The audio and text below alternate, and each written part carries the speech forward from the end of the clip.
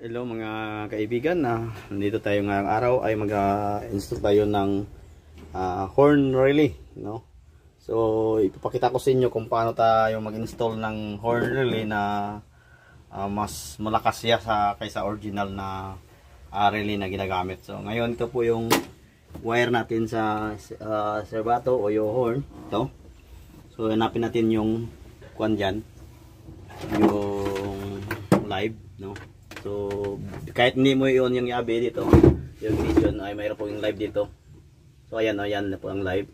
So ang gagawin natin dito, ito po yung relay na kinuha ko, no? So ito ang gagawin natin muna.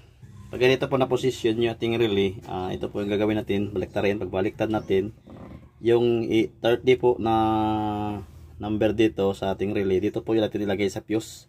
Nag-additional po ako ng fuse para papunta po ito sa main line. Dito natin ilagay yan. Ito. Pagkatapos yung supply doon nga, yung sabi ko yun na live, dito natin ilagay sa 86 yan.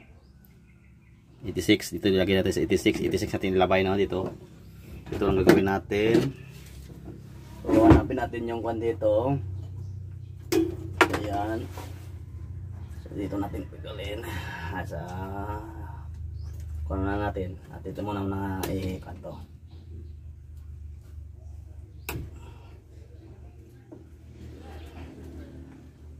Ayan. So hanapin natin yung live dito. Ayan ang live. So dito natin ilagay sa 86 yung live.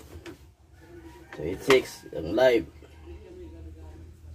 Yung 87 natin doon po yan sa serbato. Hanapin natin sa serbato. Ito yung sa serbato.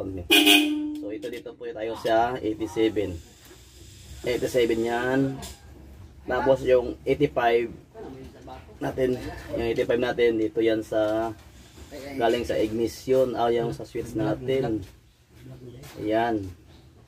So ngayon yung yung isang wire doon natin ilagay sa, kukuha tayo ng supply na galing sa baterya or sa main line. Yan na po ating gagawin pag install tayo ng bagong relay, no? Ay, ipakita ko mamaya lang.